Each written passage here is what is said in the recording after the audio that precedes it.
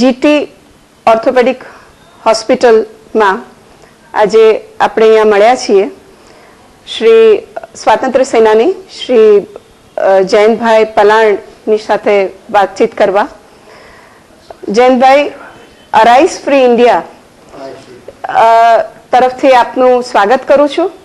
આપ સમય કાઢીને આવ્યા અને આપના અનુભવો અમારી સાથે તમે થોડા અમને જણાવશો એને માટે ખૂબ ખૂબ આભાર.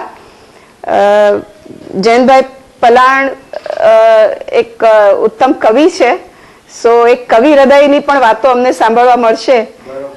સ્વતંત્રતા આંદોલન સાથેના તમારા અનુભવોની વાતો તો આપણે કરશું જ. તો આપણે શરૂ કરીએ. આપનું પૂરું નામ જણાવો. જયંતભાઈ મોહનલાલ પલાણ. આપની ઉંમર અત્યારે? 85 વર્ષ. આપનું જન્મ સ્થાન? રાજકોટ.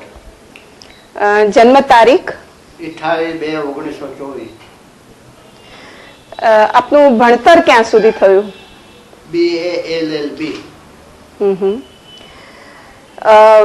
આપના માતા પિતાના નામ? પિતાનું નામ છે મોહનલાલ દેવજીભાઈ પલાણ, માતા સંતોકબેન. મૂળ રાજકોટના જ? રાજકોટ. એટલે માતા પિતા પણ અહીંયા જ રાજકોટમાં જ? એટલે આપનો ઉછેર, આપનું સ્કૂલ, કોલેજ બધું રાજકોટમાં થયું? રાજકોટમાં. અચ્છા. કોલેજ છે ને, હાજી, એ રાજકોટમાં મેં ઇન્ટર સુધી રાજકોટમાં ધર્મેન્દ્રસિંહ કોલેજમાં કરી. પછી LLB કરવા ગયો બોમ્બે લો કોલેજમાં. ચર્ચગેટ પાસે. બરાબર. ત્યાં કર્યું LLB. જી. પછી આવીને BA થયો અહીંયા. BA LLB. અચ્છા. આપના ભાઈ બહેન વગેરે આપના પરિવારમાં? આપનું પોતાનું કુટુંબ? સિવાય બીજા 5 ભાઈ. અચ્છા. અત્યારે હયાતમાં હું એક જ. તો તમારો નંબર? તમે સૌથી મોટો નંબર. તમે સૌથી નાના? અચ્છા. સૌથી નાનો નહીં, મારાથી એક નાના હતા. અચ્છા અચ્છા. તો અત્યારે તમે એક જ હયાત છો? અને તમારો પોતાનો અત્યારે પરિવારમાં કોણ? મારા પરિવારમાં 17 માણસો. આપના પુત્રો? આપના પોતાના પરિવારમાં? મારા પરિવારમાં 17 જણા. અચ્છા. મારા 4 દીકરા. અચ્છા. 4 પુત્ર વધુઓ. ઓકે. ચારેયને ઘરે દીકરા દીકરીઓ. સરસ. કુલ ટોટલ 70. બરાબર. અને બધા અહીંયા રાજકોટમાં છે કે? રાજકોટમાં. પોતાનો ધંધો છે, પોતાના ફ્લેટ છે, જુદા બધા રહે છે. બહુ સરસ. સો આપ હવે સુખી નિવૃત્ત જીવન? સુખી નિવૃત્ત, કવિતા લખવીને આનંદ કરો. બહુ સરસ. બહુ સરસ.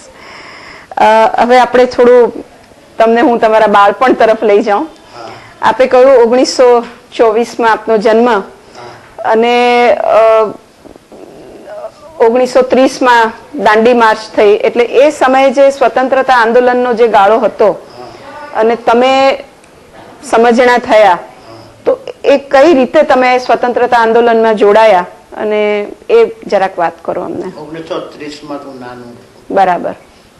1940માં જી રાજકોટમાં મોંઘવારીનું આંદોલન થયું. ત્યારે એમાં મેં ભાગ લીધો. જી. પકડાણો નહોતો, પણ ત્યાં પિકેટિંગ કરવું, મોંઘવારી હોય ત્યાં જાવું, સસ્તું કેમ આપે મને સમજાવું. તો તમે જ્યારે સ્કૂલમાં હતા ત્યારે વાતાવરણ કેવું હતું અને તમારામાં આ પ્રકારના દેશભક્તિના ને એ પ્રકારના સંસ્કાર ને બધું કેવી રીતે વિકસિત થયું? 1900 હું 6ઠા ધોરણમાં ભણતો. મારી ઉંમર 15 વર્ષ. બરાબર. આલ્ફ્રેડ હાઈસ્કૂલ, આજની ગાંધી વિદ્યાલય, એમાં હું ભણતો. હાજી. 6ઠામાં ભણતો ને ત્યારે અમને પરિચય થયો જયમલભાઈ પરમારનો. એને અમને પરિચય કરાવ્યો કાંતિભાઈ શાહનો. કાંતિભાઈ શાહ છે ને એ એનું આંદોલન સેબોટેજનું, ભાંગફોડનું સંભાળતા હતા. એને અમને સમજાવ્યા કે અત્યારે 1942માં ગાંધીજીએ ક્વિટ ઇન્ડિયા, ભારત છોડો કીધું છે. અને તમારા હાથમાં જે કાંઈ જે ઈચ્છા થાય, જે હથિયારો, એનાથી પણ આ અંગ્રેજો જવા જોઈએ. એટલે આપણે હિંસા કરશું તો હોય કોઈ વાંધો નથી. એટલે તમે એમાં જોડાવ તો સારું. આ જે સબોટેજનું આંદોલન તમે કહ્યું એને માટે જરા વધારે વિગતવાર કહેશો? સબોટેજમાં અમે 4 છોકરા ભેગા થયા, 4 મારા મિત્રો. ના, મૂળભૂત એની આખી વિચારધારા તમે કીધું ને કે હિંસા કરીએ તો વાંધો નથી, તો એ પ્રકારના વિચાર અને એ આવ્યા કેવી રીતે, કોણ તમારા માર્ગદર્શક હતા, અને પછી તમે 4 કેવી રીતે ભેગા થયા એ બી બરાબર છે, પણ હાઉ ઇટ ઓરિજિનેટેડ? મારો વિચાર ગમે એમ કરી અને અંગ્રેજોને અહીંથી કાઢવાનો હતો. અંગ્રેજો કોઈ પણ રીતે જવા જોઈએ. અમારી પાસે બીજા કોઈ હથિયાર નહોતા, કોઈ સૈનિકો નહોતા, અમારે પોતાને લડી લેવાનું હતું. એટલે અમે કાંતિભાઈ શાહને પૂછ્યું કે આપણે કેવી રીતે કરશું. એટલે એને કીધું તમે ચિંતા કરો માં, તમને તમામ વસ્તુ અમે સપ્લાય કરશું. કાંતિભાઈ શાહ રાજકોટમાં જ? કાંતિભાઈ વકીલ હતા રાજકોટમાં. અચ્છા, ઓકે. હા, કાંતિભાઈ રાજકોટના વકીલ હતા. હાજી. અને આ બધું સંભાળતા હતા. હા હા. એટલે કાંતિભાઈએ કીધું કે તમે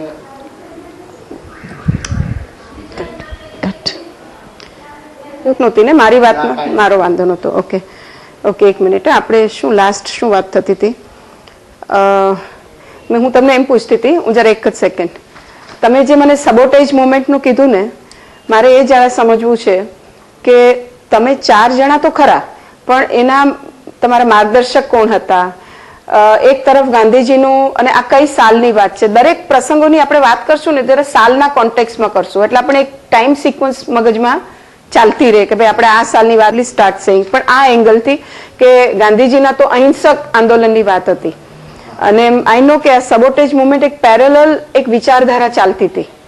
એટલે મેં તમને એમ પૂછ્યું કે મને જરાક વિસ્તારથી થોડોક આપણા વ્યુઅર હોય એને ખબર પડે કે આ સબોટેજ મુવમેન્ટ શું હતી, અને એમાં તમે કઈ રીતે જોડાયા, તમને એનું આકર્ષણ કેમ થયું, તમારા માર્ગદર્શક કોણ હતા, એ મને વાત કરો.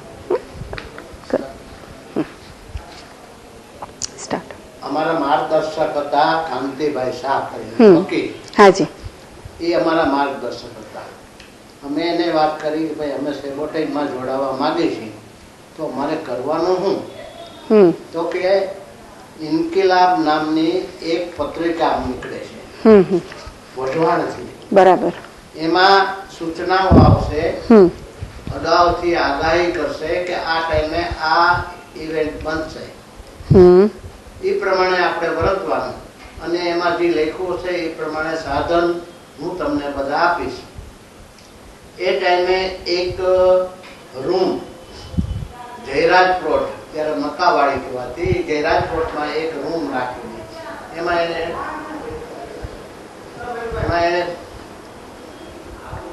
એને બધા સાધનો રાખેલા. એટલે પેલું આવ્યું કે ભાઈ પાટા ઉખેડવા, રેલવેના પાટા ઉખેડવા કેવી રીતે? આજે તમે જે પત્રિકાની વાત કરી ને, તો ઇન્કિલાબ, તો એ પત્રિકા લખતું હતું કોણ? એ વઢવાણમાંથી લખાતું હતું. પણ એ કોણ લખતું હતું અથવા કોણ? અચ્છા, ઓકે ઓકે. આ તો વઢવાણમાંથી કેમ અમને ખબર પડી કે અમારો એક મિત્ર સુમન કરી, એ સુમન છે ને એને આ પત્રિકા લેવા બોલાવે વઢવાણ, અને આવે ડિસ્ટ્રીબ્યુટ એ સુમન કરે. ઓકે. એને અમને વાત કરી કે વઢવાણમાંથી હું લઈ આવું છું. ઓકે.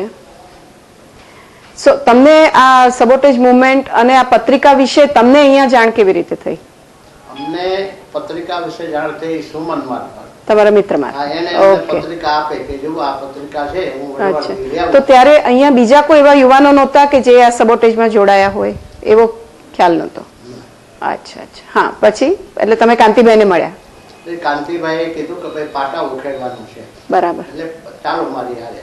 એટલે અમે એની હારે ગયા. અમને પાટા ઉખેડવાનું સાધન આપ્યું કે આ તમે ઉખેડશો ને આમ કરશો એટલે નીકળી જશે.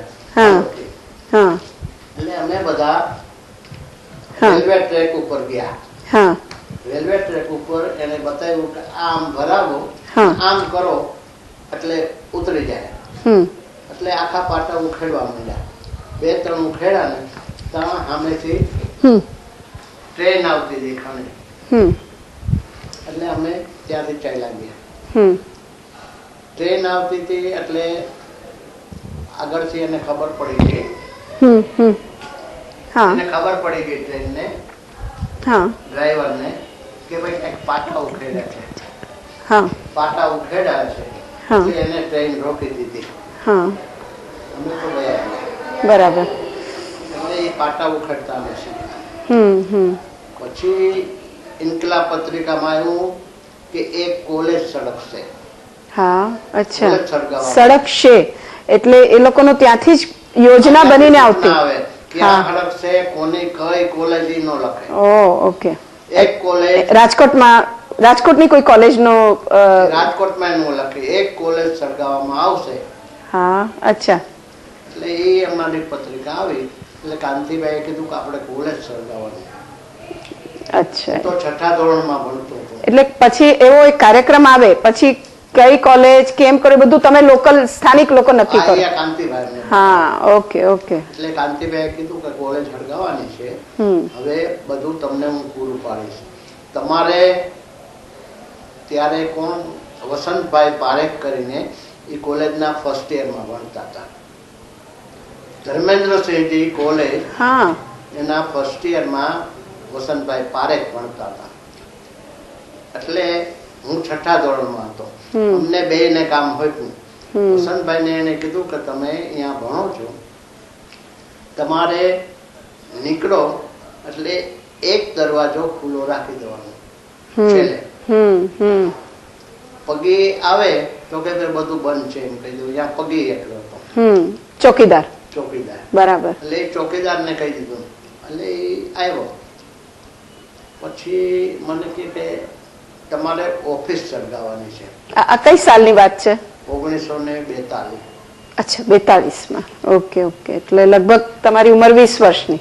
મારી ઉંમર 16 વર્ષ.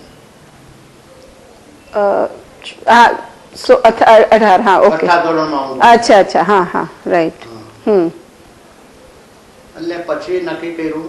એટલે વસંતભાઈએ બધી વ્યવસ્થા કરી લીધી અને રાત્રે 12 વાગે જવાનું નક્કી કર્યું. અમે ઝાપા ઉપર ગયા, ત્યાં કાંતિભાઈ ઉભા હતા. એને અમને એક ડબલું આપ્યું, એમાં ઘાસલેટ, બીજા ડબલામાં પેટ્રોલ, એક થેલીમાં ગાભા બધા. હા હા. કે આ તમે જાઓ બાકસ. અમે કોલેજમાં ગયા. એટલે વસંતભાઈએ બધું જોયું હતું. અમે 2 જણા હતા. એટલે વસંતભાઈ મારી આગળ આવેલા. એને જે દરવાજો ખુલ્લો રાખ્યો તેમાંથી અંદર ગયા. પહેલે માળે ઓફિસ હતી, ઉપર ઓફિસમાં ગયા. ઓફિસમાં ગયા. હવે ઓફિસનું બાયણું તો તાળું મારી દે છે. હેડ ક્લાર્ક હરિભાઈ પંડ્યા હતા. એને તાળું મારીને વહી ગયા હતા. પણ એને આને શું છે, વસંતે બારી ખુલ્લી રાખી દીધી. હરિભાઈ પંડ્યા શું હતા? હેડ ક્લાર્ક હતા. અચ્છા એટલે અચ્છા. ઇન્ચાર્જ આખી ઓફિસનો સંભાળતા ઓકે. હા હા. ડોક્ટર યાજ્ઞિક એ હતા. ઓકે. ત્યાં પ્રિન્સિપાલ હતા. હાજી હા. એટલે અમે બારીમાંથી અંદર ગયા. 2 જણા અંદર ગયા. ગાભા નાખ્યા, આ નાખ્યા, પેટ્રોલ નાખ્યું અને ઘાસલેટ છાંટ્યું. બધે આખું છાંટી દીધું. એ છાંટ્યા પછી અમને એમ કે ધીમે ધીમે હડકશે. અને જેવી દિવાસળી હળગાવી એટલે પેટ્રોલ હતું એકદમ એકદમ પકડી લીધું. એટલે અમે બી ગયા. કીધું કે આપ ક્યાંક આપણે આવ્યા. એટલે અમે બારીમાંથી ઠેકી અને ભાગ્યા. તમે ને વસંતભાઈ? અમે ને વસંતભાઈ.